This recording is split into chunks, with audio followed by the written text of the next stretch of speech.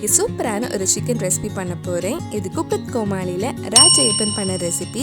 இந்த சுவையான கருவேப்பிலை சிக்கன் சுக்கா எப்படி செய்கிறதுன்னு இந்த வீடியோவில் பார்க்கலாம். ஃபர்ஸ்ட் ஒரு மசாலா ரெடி பண்ணுறதுக்காக ஒரு பேனில் ஒரு சின்ன பீஸ் பட்டை, 3 ஏலக்காய், 3 கிராம்பு, 1 டீஸ்பூன் சோம்பு, 1/2 டீஸ்பூன் ஜீரகம், 2 டீஸ்பூன் நல்ல மிளகு சேர்த்து லைட்டாக கொஞ்சம் நேரம் வறுக்கலாம்.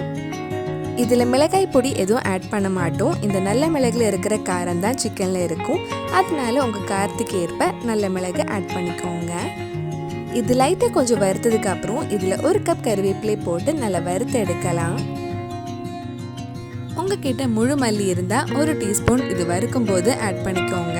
என்கிட்ட இல்லாதனால நான் வெங்காயம் வதக்கும் போது 1 டீஸ்பூன் மல்லிப்பொடி ஆட் பண்ணியிருக்கேன். கருவேப்பிலை இந்த மாதிரி நல்லா வறுத்ததுக்கு அப்புறம் இது ஆஃப் பண்ணிட்டு கொஞ்சம் நேரம் ஆற வச்சிடலாம். ஆறினதுக்கு அப்புறம் இது ஒரு மிக்ஸி ஜாருக்கு மாற்றிட்டு நல்லா பவுடர் பண்ணி எடுத்துக்கோங்க.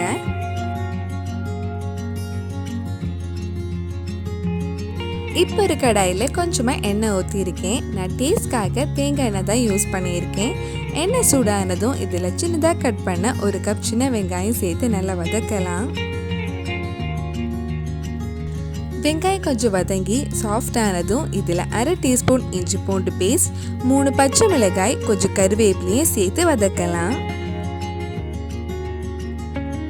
இதெல்லாம் சேர்த்து நல்லா வதக்கிக்கோங்க. நம்ம சேனலில் இதுக்கு முன்னாடி நிறைய நான்வெஜ் ரெசிபி, குக் கோமாளி ரெசிபி, சிக்கன் ரெசிபிஸ் எல்லாம் பண்ணியிருக்கேன்.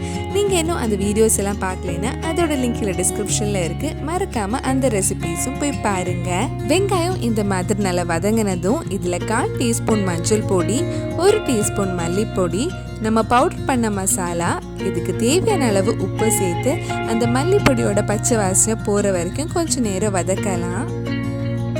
பச்சை வாசனையெல்லாம் போனதுக்கப்புறம் நம்ம இதில் சிக்கன் போட்டு நல்லா மிக்ஸ் பண்ணதுக்கப்புறம் மூடி வச்சு வேக வச்சிடலாம். நான் இன்னைக்கு 1/4 கிலோ சிக்கன் எடுத்திருக்கேன்.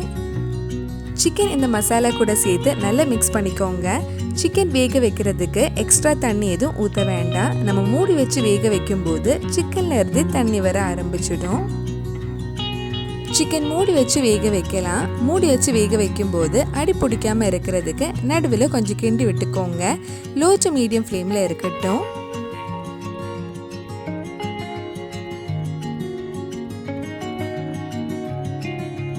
சிக்கன் நல்லா வெந்து இந்த மாதிரி நல்லா ரோஸ்ட் ஆனதும் ஆஃப் பண்ணிடலாம். இது பண்ணுறதுக்கு ரொம்ப டைம் ஆகாது, ஈஸியாகவே பண்ணிடலாம். அவ்வளவுதான், ரொம்ப டேஸ்டியான கருவேப்பிலை சிக்கன் சுக்கா ரெடி ஆயிடுச்சு. கண்டிப்பாக நீங்களும் இந்த ரெசிபி உங்கள் வீட்டில் செஞ்சு பாருங்கள். பிடிச்சிருந்தா இந்த வீடியோவை லைக் பண்ணுங்கள், உங்கள் ஃப்ரெண்ட்ஸ் அண்ட் ஃபேமிலிக்கு ஷேர் பண்ணுங்கள். வேறு நல்லா குக் கோமாளி ரெசிபி நம்ம சேனலில் ட்ரை பண்ணலான்னு கீழே காமெண்ட் பாக்ஸில் சொல்லுங்கள். நீங்கள் இன்னும் என்னோட சேனலை சப்ஸ்கிரைப் பண்ணலைன்னா மறக்காமல் சேனலையும் சப்ஸ்கிரைப் பண்ணுங்கள்.